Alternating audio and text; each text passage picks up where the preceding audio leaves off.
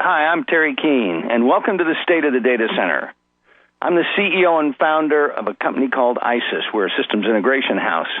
We take a look at where the market's going. We look into the future of technology and the future of business, and we try to marry the two. And our job is to help you walk down that path. In fact, we want to get you in front of that path. So that's what we're going to do today. We're going to take a look at what the technology has for us, where we're headed, how we're going to take advantage of it. And more importantly, we're going to figure out what you need to do to get ahead of where the trends are moving. And you know, if you think about it, if you look around, it looks a little fuzzy. That's because we're headed into the cloud. This is just the first haze of the beginning. What's this cloud all about? Well, it's kind of interesting. It's a lot more about business than it is about technology, I promise you. The cloud is about changing the way you deliver your products, yes, your products, to your customers. And who are your customers? The people that use the information you generate. I like to call this information manufacturing. You see, for all these years, we always thought that we were an IT shop or an IS shop or an ADP or EDP. We've had a lot of names for it. It was always the data center, but it's no longer. Now, we're a manufacturer. We're in the business of delivering a product. It's called information. We take a raw material called data. We put it through a manufacturing process called servers and middleware. We create a product called information. We push it out to our customers through our distribution channel called internets, webs, metro networks, whatever the channel happens to be. We deliver it to them in many different formats, from large screen presentations to handhelds, notebooks, laptops, iPads, even now voice response. How are you going to do that? How are you going to manage all that? And more importantly, we're going to put it all in one place. That's what this whole cloud thing is about. If you remember, well, you probably weren't around back then, but the early electricity manufacturing was done with steam engines. I guess it first started with water wheels, then it moved to steam engines, and eventually we started generating huge amounts of electricity in places like Hoover Dam. And we started distributing that electricity through a large network that we call the grid. And all you have to do is plug into the wall, and you really don't care how that electricity is being manufactured, who's manufacturing it, where it's coming from.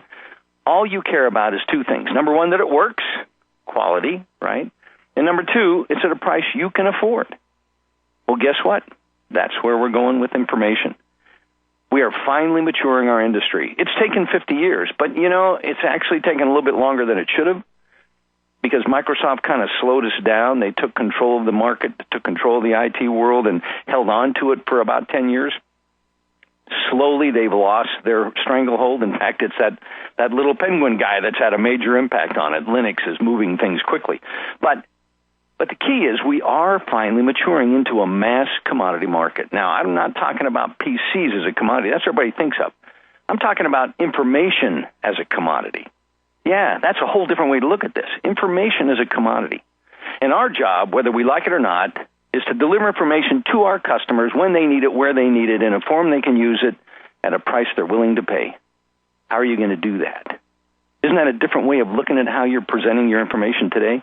You don't even look at it that way. Okay, it's time to start. And we're going to make that shift. I'm going to try to help you understand what the manufacturing process is about, and more importantly, what the manufacturing tools are, because you're not going to be measured on total cost of acquisition. This is no longer a CapEx versus OpEx issue, which is what I run into every day. Everywhere I go, it's all about CapEx. We've got to lower our costs. That's what we've been edicted for. Costs must be lower. But when they talk about cost, they're talking about capital expenditures. It's not that anymore. Now, we're going to have to measure on the cost to deliver information. Think about that. It's a whole different world. All of a sudden, they want to know how much it's going to cost them for every individual to get the information they need. And if you want to know how that works, take a look at Salesforce.com, probably the easiest example of this whole measurement of cost of information. If you want to put people on Salesforce, you just call them up and say, hey, I want 10 salespeople on Salesforce, and how much is that going to cost me? And they say it'll cost you $25 a month per person for these particular functions, this particular information. That's pretty straightforward. That's total cost of information. And you can estimate then exactly what it's going to cost you. Now, Can your customers, can the people inside your organizations that are using your information today, can they measure their cost of information the same way? Can you deliver that number to them on a cost per butt in a seat? Because that's where we're going. And if you're not measuring that way, you need to start moving, because that's where the cloud will take us. The cloud is just, and what I love to talk about is the cloud is just a way to fuzzy up the current facts so that we can change them. So when you come out the other side, it'll be different. Going in this side, it's CapEx and OpEx. Going in out the other side, it's total cost of information. So think about that. How are we going to get there? First of all, let's talk about where our problems are today, because it's pretty straightforward. You know, we're talking about the data center, and we're doing this, by the way, for a lot of folks. This is a complete mindset shift. These are some of the folks we're working with right now specifically to help them review where they are today in their data center, where they need to go, how they need to build out and then restructure and recost and re-deliver the product that they're going to be handing out. We'd love to have you join this list, by the way. We love doing this. So let's talk about the data center. What are the current challenges? Well, the challenges today are complexity. And you know, it all kind of started when Microsoft and the PC decided they wanted to be in the data center. Well, they weren't invited in, interestingly enough. Not until, 2004, 2005, did Intel and Linux get together, and it was Linux that took Intel into the data center, not Microsoft, not Windows. It's starting to happen. But what happens when you put Intel in the data center? You got to buy a lot of them. You got to put them in racks and stacks. You got to buy a huge networking infrastructure to support them. You got to put in switches and routers and gateways. You got to put in management consoles. You got to run around and do patches. I had one customer that needed to patch 3,000 Linux Intel servers, and they had to take 10 guys off of their daily job and send them each out to patch 30. Yeah, I know some of those issues are really more about how you manage your data center, but the fact is, when you have 3,000 servers, no matter what you do, it's a lot of work. And on top of that, the amount of data is increasing exponentially. We hear about exabytes. Now we're starting to hear about zettabytes. And then we get into the Star Wars world, yottabytes. How are you going to manage that? How are you going to collect it? How are you going to maintain it, contain it, support it, secure it, ensure its reliability? You know, you can't lose your inventory. That's what this is. Data is your inventory. You can't lose your inventory. You can't have it taken by somebody. You can't have it compromised. You've got to watch over this. How are you going to pull all that off? That's an interesting question. I guess the first thing we ought to answer is, what are your choices, right? How are you going to scale this kind of capacity? If you're really successful delivering information, how are you going to scale that kind of capacity in today's current technology world? Well, let's talk about what your choices are. You know, the truth is, there's only two left. I know, sounds kind of crazy, and a lot of people take me to task at that, but in truth, you're either going to do this with Intel, and you're going to buy it from Intel or from AMD once they get their act back together, and they will. They've got a new platform on its way. It's going to be great. But once you do that, you're going to have to start delivering these things in large numbers, in racks and stacks, in blades, in integrated packages, however they want to deliver that. But there's another choice. This is a choice that not a lot of people think about. It's IBM's Power Platform. Yeah, it's different from Intel. Sadly enough, not a whole bunch of people know much about Power. In fact, I've gone in on several occasions to sit down and talk to people about Power, and I go through this discussion and presentation. At the end, they look at me and say, is that true? I said, yes, every word. And they say, if that's true, why isn't everybody using Power? And I say, well, let me ask you, if it is true, why aren't you using Power? And they look at me and smile and say, oh, yeah, we didn't know anything about it. So today, we're going to talk about these two choices, and we're going to kind of walk you through what the trade-offs are and give you an exposure to a technology that is very little known, very unappreciated, except by the people who have it. It's kind of like the mainframe of 20 years ago. Remember when the mainframe was dead? Well, guess what? It's still running.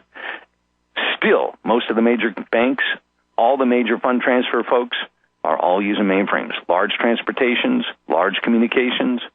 Mainframes can do that sort of thing. It's just a matter of understanding the value proposition.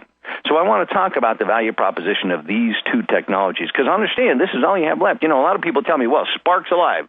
Nope, Spark's not alive. Unfortunately, Spark is going away. In fact, Oracle's next rollout of their Spark platform is not Spark at all. They've dropped the Fujitsu interface, the relationship they have with Fujitsu, where they were supplying Spark to Sun. Now Oracle's not going to do that anymore. They're going to try to put some of that little Niagara, the cool threads technology, the T technology, in to replace the Spark stuff. The T thread stuff slowing down again. You know, they were supposed to deliver a brand new T4 processor this week, and it's not coming out. The T5 follow-on's not coming out until next year, it looks like. So Spark is going away. What's the other one? Itanium. Oh, yeah, Itanium. Now, remember, that's still Intel, right? Itanium is Intel, and Itanium is on a waning cycle. In fact, if you know much about Itanium, you realize that back in about 2009, Red Hat said, well, we're not going to support Itanium. It's too hard. And then in 2011, Microsoft said, yeah, we're not supporting Itanium anymore either. And then lo and behold, in 2011, Oracle came out and said, yeah, we're not going to support Itanium either. In fact, what Oracle said was that HP had been lying to the world about Itanium's future. And in fact, I kind of take that line too, because in truth, HP is not going to continue to deliver Itanium. Intel doesn't want to. Intel can't afford it. They just can't make enough of them. So it's HP's only hope to hold on to HPUX, which, by the way, is also disappearing. Watch those events. Kind of interesting. So let's talk a little bit about these two technologies, Intel and Power, since that's what we're going to choose from. Why would I say there's only two left? Well, folks, it has nothing to do with the technology. It's all great technology, no question about that. But unfortunately, they can't make money. You know, it's like Jerry Maguire said, show me the money. In truth, you can't continue to support a chip unless you can sell tens of millions of these things. A lot of chips can sell under 100,000. Itanium, actually, they had a hard time even getting to 100,000. But a lot of other players did. When you get up into the million range, yeah, you run down to just a few. And Spark, in its heyday, was selling 1 million. It's not anymore. Now it's selling less than Itanium. But when you get up into the range of the tens of millions, which is where you need to be to support R&D, to support building brand new fabrication plants, and as you know, Intel just went into a new fab, IBM's building a brand new fab. Those are $5-7 billion investments. You got to sell tens of millions of chips out of those plants in order to be able to amortize them and afford them. So we're down to just a couple. Why can IBM sell that many? It's not because they sell a whole bunch of servers. Intel sells a whole bunch of servers. That's where they get their volume. IBM doesn't. IBM sells a lot of servers, but they're high-end. They're scale-up servers. You don't need nearly as many cores on an IBM Power box to do the same workload as you do on Intel boxes, and I'll show you that as we go along. But where IBM makes all their volume is in their embedded technology. IBM is now leading the market across the board in embedded technologies. You'll find IBM Power PC chips in everything. EMC uses them for their storage, Cisco for their routers. A lot of other router technology uses Power as well. All the game stations, the Wii, the Xbox 360, the PlayStation 3, all of those use Power chips. And if you look at a lot of the mobile devices, a lot of the cameras, a lot of the other technologies, in fact, last I heard, BMW 7 Series has 32 Power PC chips running the car. That's where IBM gets their volume. So it doesn't matter how you get them. The fact is the volumes support the R&D. The R&D supports the technology, and that's why those are the only two viable solutions left moving forward. So which one do you choose? Well, I kind of like to call it horses for courses. If you go to a track and it's raining and you look at the daily charts, you want to look for horses that finish first in the rain. We call them mudders. If it's a dry track, you want to pick the horses that have been finishing first on dry tracks. If they're running on grass, it's the turf runners. But you got to make sure you got the right horse on the right course, or you're going to lose. We got the same issues in computing. You see, there's a couple different ways to build computers. One is what we call scale out, right, where you build a whole bunch of small computers and you hook them all together. And in fact, that's what Intel's plan is. You know, Intel, for the most part, is a two-socket box. Probably 85 to 90% of all Intel servers installed are two-socket servers, mostly 1 or 2U rack-mounted versions. So if you want to hook those together, you have to come up with some technology, and for a long time it was Ethernet. We're getting a lot more sophisticated. We're starting to build faster switches using InfiniBand. We're going up to 10 gig, maybe 40 gig, but still, you have to hook those boxes together somehow, and that's where all that infrastructure comes from. The other way to do it is to build a very strong interconnected mesh, kind of a network in a box. that connects everything together so that as you scale, you can scale by the cores, by the chips, by the I/O devices, and not have to build networks around them, depending on how large you want to go. And that's the alternative that IBM brings with their power technology. And it shouldn't surprise you that that's exactly what the mainframe guys did when they built the mainframe. And it also shouldn't surprise you that 20% of the people who designed the power architecture came out of the mainframe world, from Poughkeepsie, Kingston, and Fishkill, the places where they've been building mainframes for 50 years. So a lot of the mainframe ideas, concepts, technologies, and architectures are embedded into power, and we get more and more of that mainframe technology moved into power with every iteration. We'll talk just a little bit about that as we move along. So what are the advantages of power? If we're going to choose one or the other, I think you know a lot about Intel. In fact, most of you have been using Intel forever. You understand what I call the vagaries of Intel. So let's talk about why power would be an alternate choice. First of all, performance is better. Now, that's a really broad statement, and it's a very subjective term. You see, performance has a whole bunch of different faces. It can be throughput, it can be response time, it can be reliability, availability, but the truth is, the clock speeds of the power chips are faster than the clock speeds of the Intel chips. The amount of memory you can access with power is bigger than the amount of memory, and so on and so forth. I don't want to get too deep into it yet, but we'll talk a little bit about that. But more importantly, if you get better performance for the same workload with less resources, the costs are lower. And more important for power, you can scale these boxes not to 2 sockets, not even to 4 sockets, but all the way up to 32 sockets. And in fact, in a year or so, it will be beyond that, because IBM continues to build a scale-up kind of architecture. Now, they do have scale-out, just like Intel. You can buy a 2-socket IBM box and scale it out. You can buy Intel from IBM and scale it out. But if you're looking at the kind of performance that you need for large databases, large numbers of users, large distribution plants, large information manufacturing plants, this is a really good alternative. The second real advantage is key. It's virtualization. This is what's going to make the cloud work. What does virtualization do for you? Well, 2 things specifically. One, it gives you enough flexibility that you can actually change your information delivery, your information manufacturing process almost instantaneously to support business process reengineering efforts in your company. What does that do for you? It allows you to respond to the needs of your business users. If they want to come up with a new product, if they want to come up with a new delivery, if they want to come up with a new service, you've got to be able to support that. How do you do that in a non-virtualized world? You go buy another server, you go load that server up with operating systems and network devices and hook it up to the network and hook it up to the storage, and you've been through all that. But if it's virtualized, you just turn it on. You go to a console and say, hey, I need another server, give me 8 cores, give me 64 gig of memory, load it up from this what we call a network server, load it up with the appropriate software, give it the right configuration, shazam. 5 to 10 minutes, your server's up, provisioned, and ready to go. That's what virtualization does for you. The other real value of virtualization, this is where the cloud's going to be critical, where we're going to be critical into the cloud, is that we can now use these boxes up in the 60, 70, 80, 90% utilization range. I know that's shocking to most people who've never been on a mainframe or ever been on a power box before. And it's a little scary to people who only know Intel, because you don't push an Intel box that hard. Even when you use virtualization like VMware, which is a very strong virtualization product on the Intel side, you don't want to run that utilization up even in the 60 or 70% range. That's pretty risky.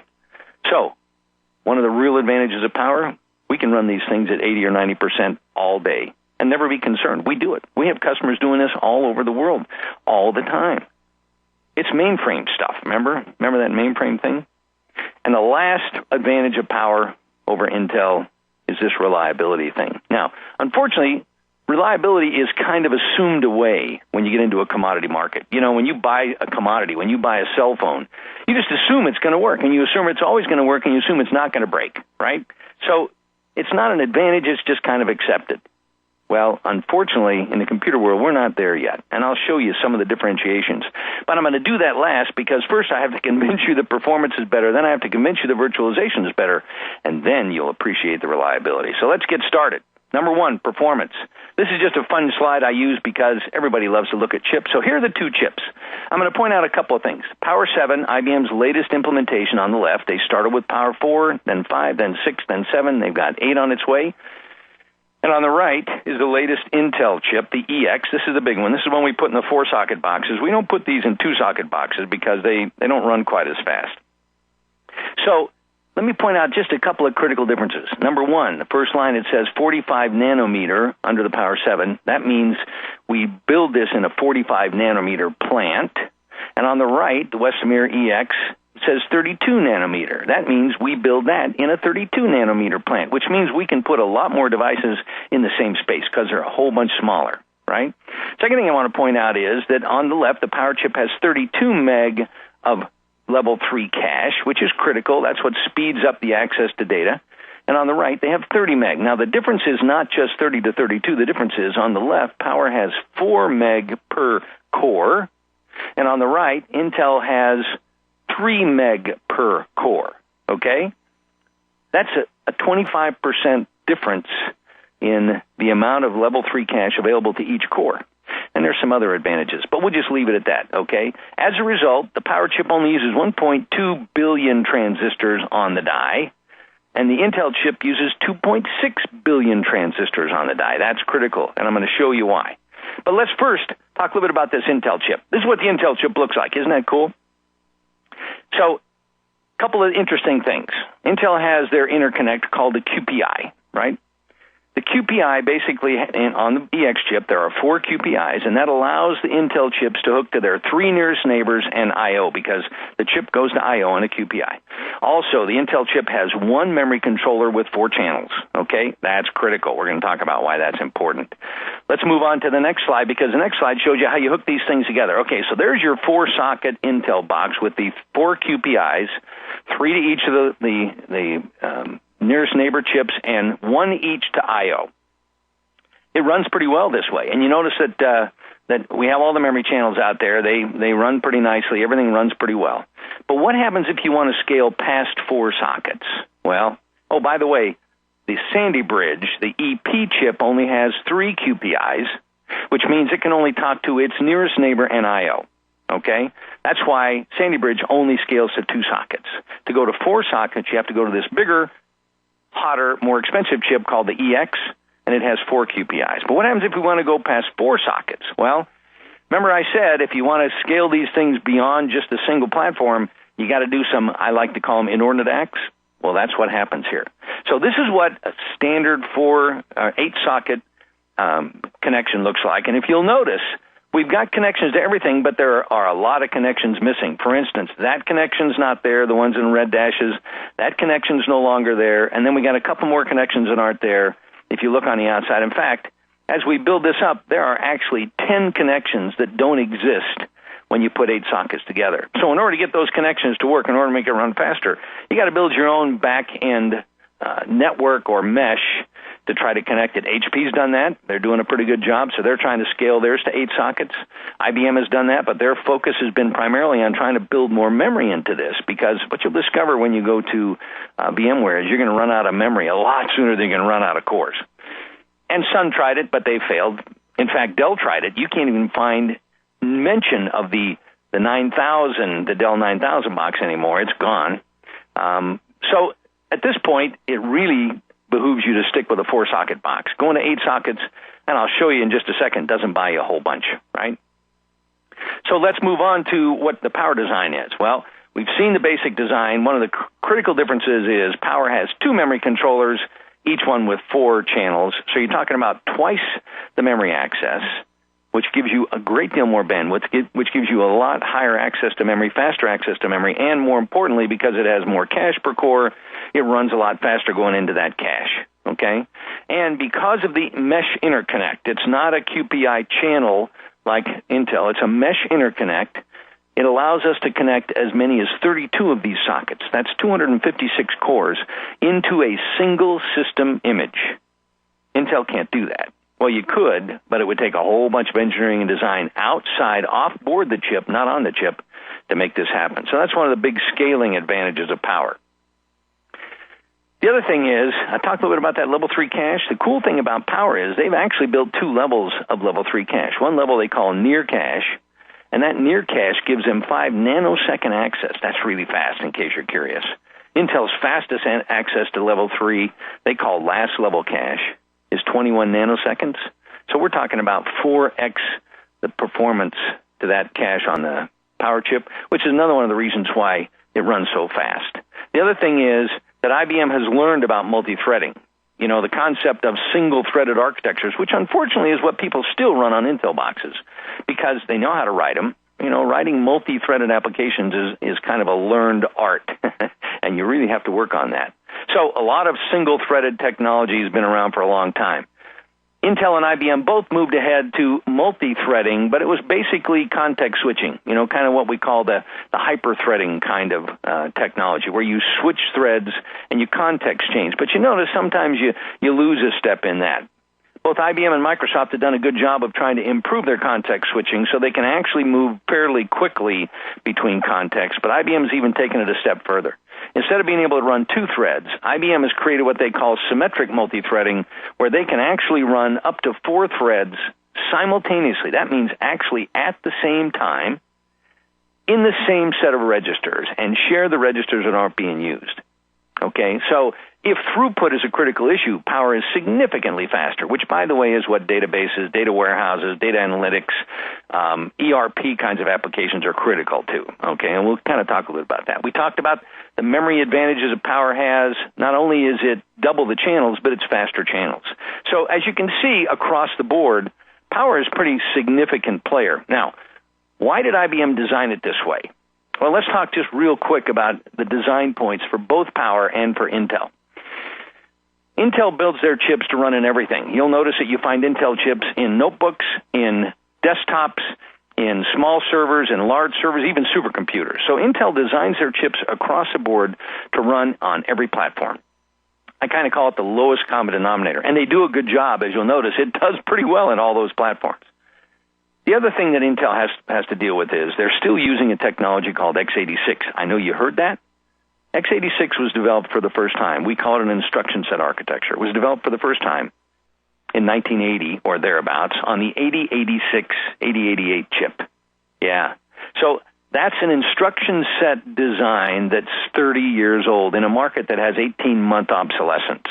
Now, they have done wonderful things underneath the instruction set to try to improve the performance, to try to speed it up, reduce the cycles per instruction, but they're still hamstrung with that x86. You know, that's what Itanium was about. Itanium was about moving everybody off of x86 and trying to put them onto a new instruction set called IA64. Well, it didn't work very well. In fact, Opteron, the AMD guys, said, you know, what we should do is just take a 32-bit x86 and extend it to 64 bits so it runs all the 32-bit code. So they created their first Opteron chip. Intel saw that as a real challenge, so Intel started a little secret design skunkworks called Yamhill to do exactly the same thing, just in case Opterons were successful. When Opteron came out, it kicked Intel's butt, and Intel said, okay, we're going to the 3264 x86. So they rolled out their Xeon 3264, and since then, Itanium has taken a backseat. In fact, every time they build a new Itanium chip, they move it into N-1 fabrication plants. What I mean by that is, when Intel moved to the 32 nanometer with their Nehalem, the Itanium got to move up to the 45, which is why Itanium's been running at 1.6 gigahertz all this time. They're just now moving it up to the 32 because Intel's moving to the 22, and that means it's going to be able to run at about 2.5 gigahertz just now with 8 cores per chip, just now, well behind the rest of the marketplace. So the bottom line is that IBM had a different design point. Intel, I say, designed to the lowest common denominator. IBM designed Power to do 2 things.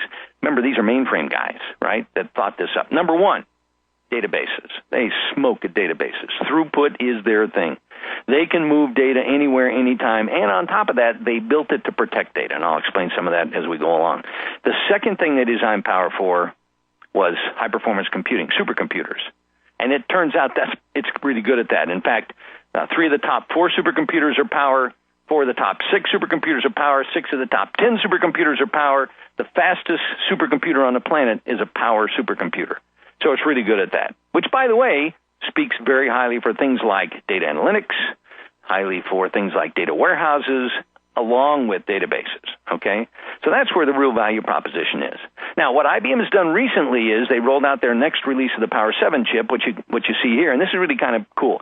They moved it from their 45-nanometer fabrication plant to their 32-nanometer. Now, if they just took the current Power 7 chip and manufactured it at 32 nanometers, it would just get smaller, right, if it's exactly the same chip. So they had all that extra space left, and they said, what are we going to do with that? Well, first of all, the more cache you can put on, the more high-speed memory you can put on this chip, the faster it runs. So the first thing they did was they kicked it from 32 meg of level 2 cache to 80 meg of level 2 cache. Yeah, that's 10 meg per core. Consider Intel is still doing 3, right? But they still had some space left, and they said, what do you want to do with this? Well, let's put some accelerators on the chip, things like encryption, for instance, things like compression, for instance. You know, one of the things we can do with Power that we can't do with Intel, we can actually compress memory on the fly. We call it automatic memory expansion. So we can actually compress memory on the fly to expand the amount of memory available to the application. Now, we were doing that in software with Power 7 and prior, and that meant it took software instruction cycles to do the compression, right? They've now moved this into hardware so they can do memory expansion in hardware, which means it happens almost transparent to the application. And we increase the amount of memory, expensive memory, significantly based on the physical memory that we have. We can't do that with Intel. So by adding specific on-chip accelerators, oh, by the way, just so you'll know, they also have a random number generator in hardware. For those of you in encryption, you understand the value of that. But the fact is, they took advantage of that and rolled out the Power 7 Plus. They can turn up the clock just a little bit because it's a smaller technology. But the other cool thing is they've invented a new memory. They did this with the Power 6. It's called embedded DRAM. Now, real quick, I love doing this. A real quick tutorial on the difference between DRAM and SRAM. DRAM is dynamic RAM, SRAM is static RAM. Dynamic RAM requires power to continuously refresh it. It only takes one transistor, but something has to keep going around and firing up that transistor to keep it in the same state, okay?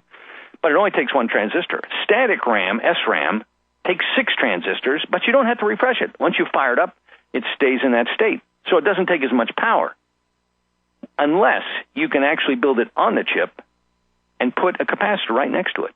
So IBM invented this technology where they, on a single transistor, they can put what they call a deep well capacitor right next to it on the chip.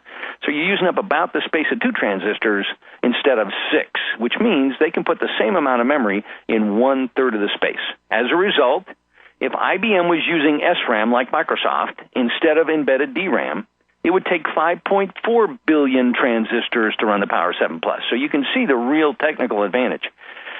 That's where IBM's $6 billion in research goes. That's pretty interesting stuff.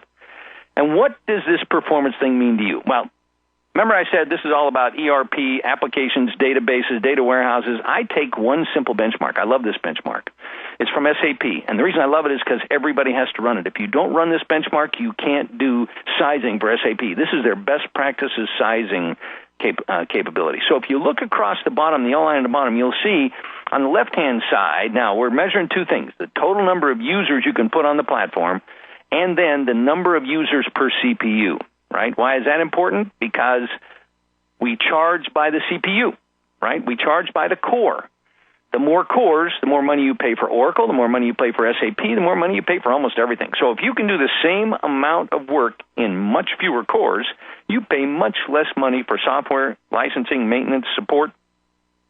So down on the left-hand side, that's the Spark stuff, the Fujitsu stuff that Oracle's walking away from. Maybe now you understand why. It's not very impressive. 256 cores in the M9000, and it only can do 32,000 users. That's not very impressive. And users per core is really anemic. We work our way across to the right. You'll see the next pass. Some of the Intel stuff, some of the Sun stuff, some of the Intel stuff. As we move along, we see larger Intel stuff. Remember I told you about that HP 8-socket box? They call it the DL980. The DL980 is not one of your fastest, hottest processors, as you can see here. It's only up in a range of about 315 cores, or users per core, up in a range of about, give or take 32,000 or 30,000 users, right? As you move along to the right, you'll notice we move into not only some of the bigger Intel chips, but now we're into Power 7. And all the way across the right, Power 7 dominates, not in number of users, because we have a whole bunch of different size of boxes, but most importantly in the number of users per core. What does that buy you? Much lower software costs. Now that's where I'm talking about performance, right? We don't try to measure performance on spec-ints or spec floats or Java benchmarks. We're doing this on what it takes to run a database, what it takes to run an ERP package, and what it's going to cost you, okay? So now that we know that performance is better, let's talk really briefly about virtualization. Virtualization is key. How do you get the most out of these boxes? Well, there are three kinds of virtualization, and in truth, we only talk about two normally. One is hardware partitioning, but we're over that. We've gotten, in fact, if you think about it in the degenerate form, I love to talk about the degenerate form, blades are a form of virtualization, partitioning, right? Let's go into software partitioning. Okay, software partitioning has two types. One is software that runs on top of the hardware, right?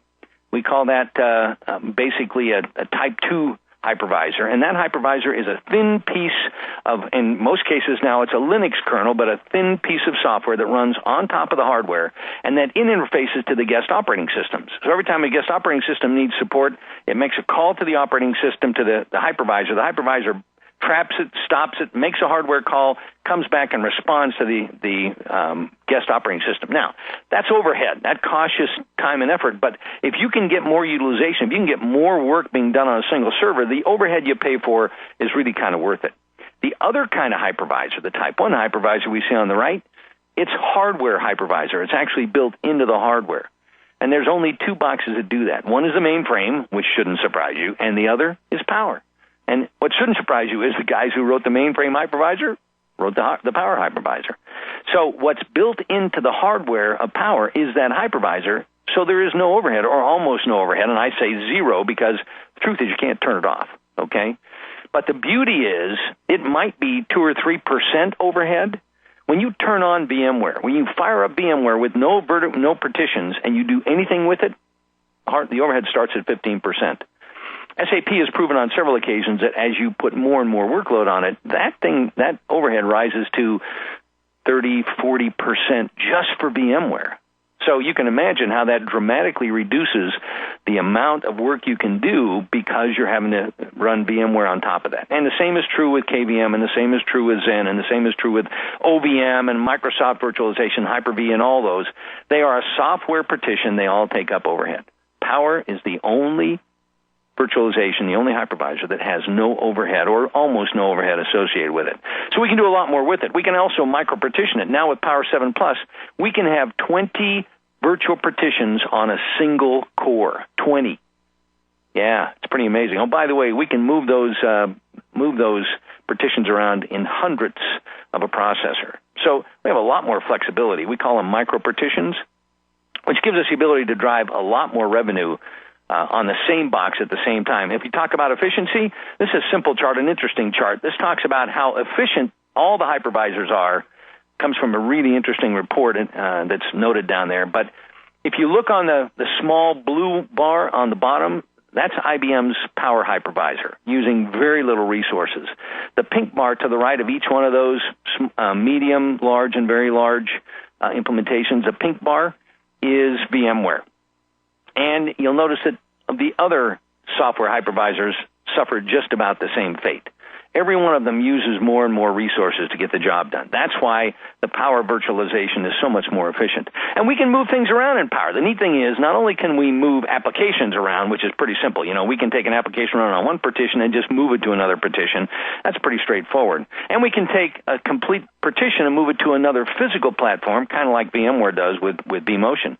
But more importantly, we can actually move resources to the application as we need it. So what we can do is we can define the priority of each of these applications, and we can say to the hypervisor, when this application starts running out of CPU or running out of memory and can't get the job done, take CPU or memory from either a lower priority application that doesn't need it as much, or an application that's not using as much, or in the extreme case, take spare processors and memory and move them into the application to overcome the, let's call it the low watermark or the shortage that the application running into. VMware can't do that, not nearly as efficiency. They can add CPUs, but they can't move them around. And in fact, a good VMware tech or sysadmin won't do that. Now, VMware isn't bad. VMware can actually move applications from one physical server to another. That's kind of limited. It's not very granular, so you're not getting much utilization out of it. You still don't dare run an Intel box over about 55% utilization, and that's really high. But you also can't get the granularity of putting more and more partitions on and making them faster and faster. And we have a couple of slides that talk about that kind of performance. In fact, this is kind of interesting. This was a test that IBM did on their own platforms. One was Power, one was Intel, a 2-socket Power 16-core, a 2-socket Intel 16-core. They locked in the benchmark at 5 virtual machines per core, and then they started turning on more cores with more virtual machines, and they tested the performance based on a workload that pushed it pretty heavily. What it looked like is when you're down at a small workload, when you're down with a single partition, a single core with 5 partitions, Power VM was about 40% more efficient with better workloads running through it than VMware. But as you got that higher and higher and higher up into the 80 or 90% range, all of a sudden 72% higher for Power VM than VMware. It's just a function of the efficiency and the hardware hypervisor that's built into the Power Box.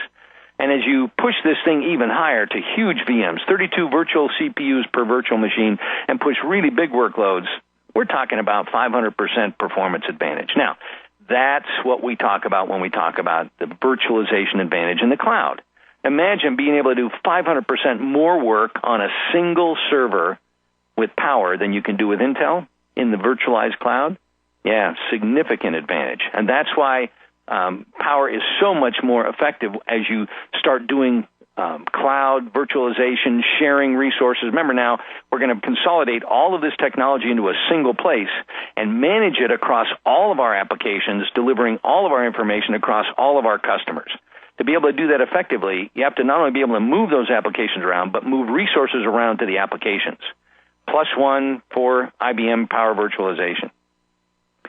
We also, the cool thing about IBM is we also can turn on and off CPUs and memory at will to be able to use them for peak demand, to be able to use them for failover. If we have a CPU that starts looking a little bit strange or a piece of memory that starts kicking off faults, we can actually turn those off and turn on, for free, by the way, spare memory, spare CPUs, so that we don't suffer those kinds of downtimes. And in fact, we're developing a brand new technology for capacity on demand called Elastic, which allows you to turn everything on for up to 15 days. So you can do a load analysis to make sure you got the right number of cores turned on before you actually settle into pure production.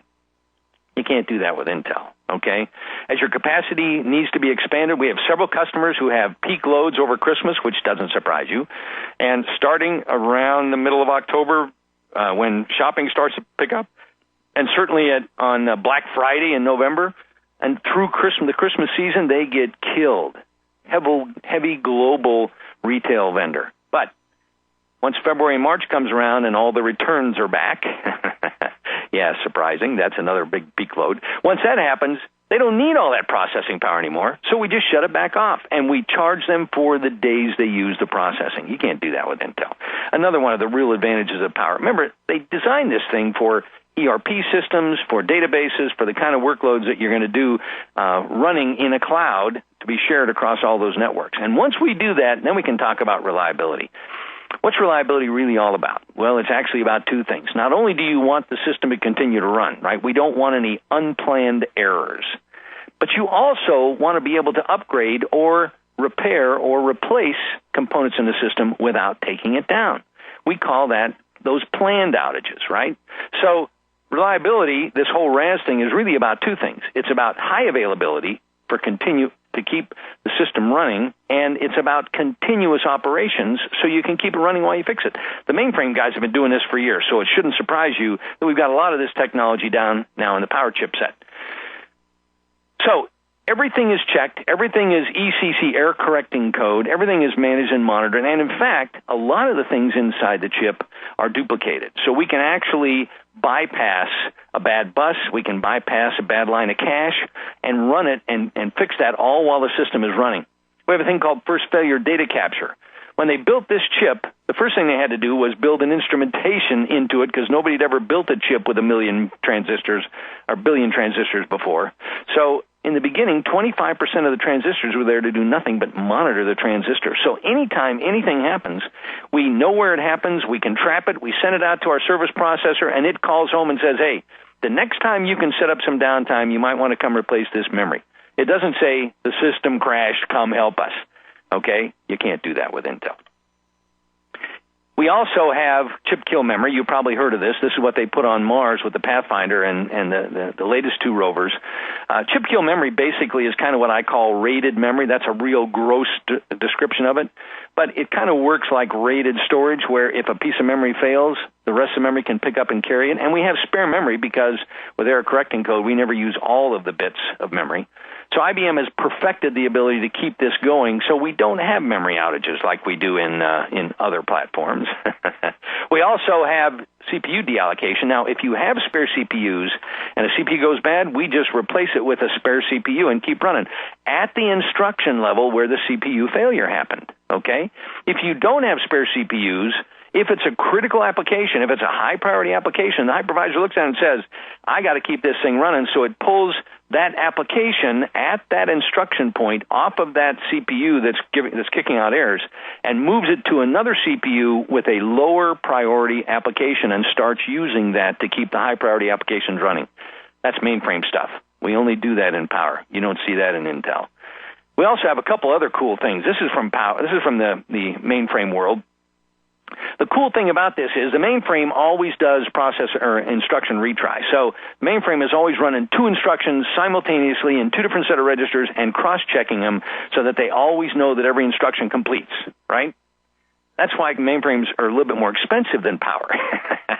We have now built instruction retry into Power where it actually will retry the same instruction 3 times if it fails. If it runs the second or third time, that means that the error was probably caused by an alpha particle coming out of space and flipping a bit over either on a bus or in a cache line, right? If it doesn't, that's when we identify a bad CPU and we have to move it, okay? This is mainframe stuff. This is now Power stuff. And the one that I love, this came down from the mainframe, is what we call memory protection keys. What happens is when you instantiate anything in the box, it gets its own address space and then it's locked out. The hypervisor won't let anything else address that memory. As a result, we don't have device drivers stomping on the kernel. We don't have applications stomping on each other. We don't have device drivers blowing away an application set. We don't get blue screens. That's because IBM built memory protection into the chipset. Pretty impressive stuff. As a result, IBM running Power with AIX, now Linux is also very reliable, but running Power with AIX, as measured, has significantly less downtime. Downtime per server, as you can see, is tremendously smaller, but overall downtime is minuscule compared to what you see with Linux on x86, which is what every customer tells me they want to do.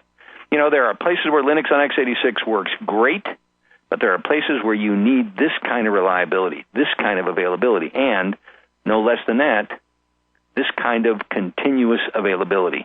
High availability plus continuous operations. IBM has taken another step with the Power 7 Plus to make this happen. We can now actually do firmware upgrades per chip without bringing the box down.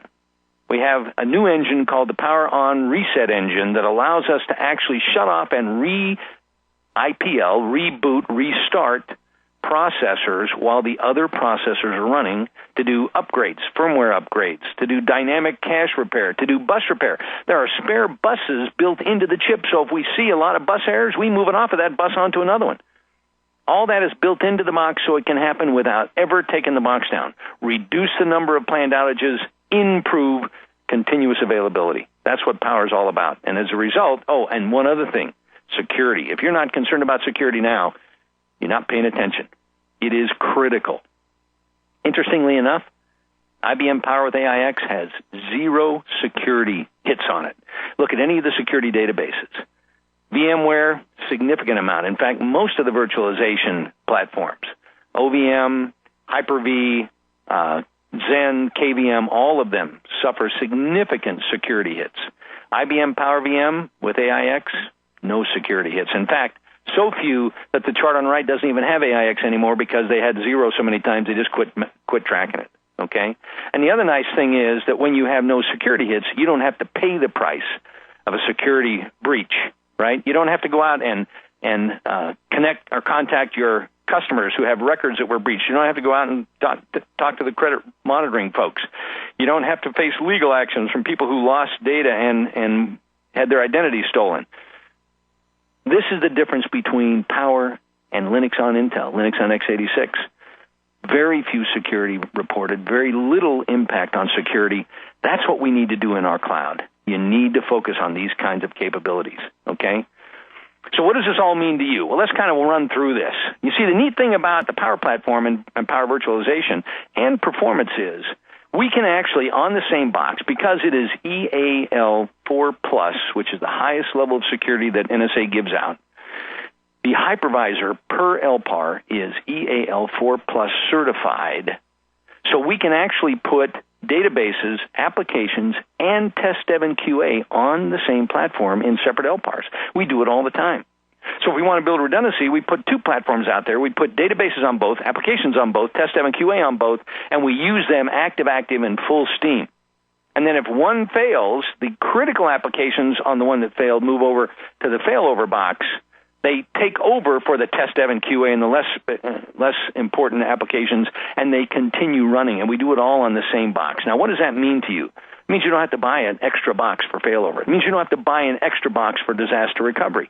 That all happens in active kind of implementation. So let's look at a simple example. Let's say, for instance, you were going to run 1,165 transactions per second on a small banking application. Just an example. And by the way, it doesn't matter if it's banking, manufacturing, distribution, information gathering, media, all of these are the same. Stock trading, all the same.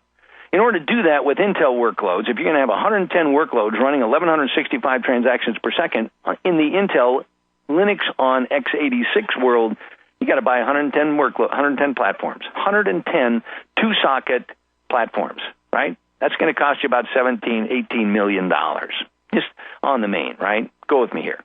If you're going to do the same thing with Power, we've actually got three choices. We've got a 32-way box, a 750, that you need 16 to replace your 110 two-socket Intel boxes.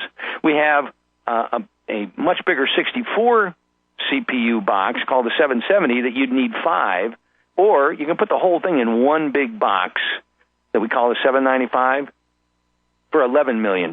So just the hardware alone, you're going to save about $5 or $6 million. But what about the software? What does it do for your software costs? Well, first thing it does is it dramatically reduces your infrastructure. Look at this. Network switches, routers, gateways, NIC cards, firewalls, DMZs. What else can I tell you? Look at what you get for the Power. And you put two switches out there for redundancy, right? Significantly easier, lower cost, lower complexity. This is the way we want to be managing our cloud. And in terms of overall savings, you're talking about, if you were able to do this, if you decided to do this on one big IBM box over 3 years, $22 million to do 110 Intel servers and all the attendant resources that support it, and only $13 million to do a single IBM box. Now, I had a CIO say to me, I would never do a single box, and I agree with her. I wouldn't either. That's why we would probably step back to that 5-box or some combination of that 5-box larger implementation and make them all high availability, and in fact put some in another data center and make a disaster recovery and run them all at the same time. So that's another $1 million based on our analysis. So you're now only going to be saving $9 million instead of $10 million. And people say to me, that can't be true. How could that be possible? Trust me, we do it all the time. Doesn't take us long to show you. In fact, you know Sybase. We just talked about Oracle. You know Sybase, the other big database, the database that is doing so well that SAP bought for mobility and that is running in most of the big financial institutions in the big financial centers. SAP had the same problem. The only difference was that their headquarters in Dublin, California, they were having brownouts in their office buildings because the data center needed all the power. So they had to rotate brownouts around the building all day to keep the data center up and running. They decided they needed to build a new data center. It was going to cost them $20 million. And, of course, in California, misusing electricity is a sin worse than a crime, punishable by, well, not death, but certainly disdain. So it was critical to them. They needed to do a better job of managing their power. They were going to build a new data center and move all of their servers into it. We said, you don't need to do that. Why don't you just put it on power? We can save you significantly. So we did a POC. We showed them what power could do. And lo and behold, by replacing their servers with power, they had 76 physical servers, mostly Sun and HP and some Intel, replaced with 2 IBM servers, basically running the same workloads in 57 partitions. But look at this thing in increased flexibility. All of a sudden, they could move stuff around. They could do POCs internally. They could build new projects up in 5 minutes instead of 5 weeks, which is what it takes to deploy a new server. Sybase is delirious. They love this thing. Oh, by the way, not only did we save them $1 million over the 3 years in a data center, we kept them from building a $20 million new data center. You don't think they're happy campers. What about Linux on Power? All I hear is Linux on x86. Did you know we could run Linux on Power? In fact, not only can we run Linux on Power, but all the things we just talked about are just as important when you talk about Linux on Power. Let's see what Linux on Power can do. By the way, this is the same 2-socket box that Intel does. Now, this particular box only runs Linux, but it does run Linux well. Let me give you an example. IBM ran a test where they basically took 2 boxes, again, a standard 2-socket Intel box running Red Hat with a standard 2-socket Power box running Red Hat, running the same applications with the same workloads. They kind of call this the friendly bank. And they ran the 2 systems side by side, and they scaled them up. They ran them with 80 sessions per second, and then 128 sessions per second, and then 728 sessions per second. What they discovered, first of all, was as the number of sessions went up, as the number of virtual machines were built to support these sessions, as you'll see in the green line in the graph, as that went up, Intel did use many more resources. The CPU utilization was much higher for the VMware box until it got to the point where it couldn't handle the workload anymore, and it just stopped. Power just continued to grow significantly longer. And if you add that up, what that means is less resources with smaller numbers of workloads, with smaller numbers of sessions. The Power Linux box could do 77 workloads, and the Intel box can only do 63. That's a 22% savings at a lower per workload price. By the way, these boxes are exactly the same price as that 2-socket Intel box. So this whole myth of IBM Power being expensive, it's not. It is cost effective. And if you really load this thing up, the savings are even higher. 40% savings on the Power box versus the Intel box. That's with a whole bunch of sessions per second. So there's a lot of flexibility in this. There's a lot of things we can do. We're now Power 7 Plus, Power 8's on its way. They're already working on Power 9. It's the only other choice besides Intel. So the question has to be, which one are you going to choose? It's horses for courses. If you're doing databases, if you're doing data warehouses, if you're doing analytics, if you're doing ERP systems, if you're starting to build out a cloud where you want flexibility, by the way, it does applications great. It does Java great. It does Oracle applications, Oracle clients just as well, and we put them inside these little tiny LPARs running in the same boxes as a database, which means the interface is much faster than going across an external network. We use a virtual Ethernet inside, so none of the software changes. It's just the interface is faster. Those are the kinds of trade-offs you want to make. Those are the kinds of choices you have.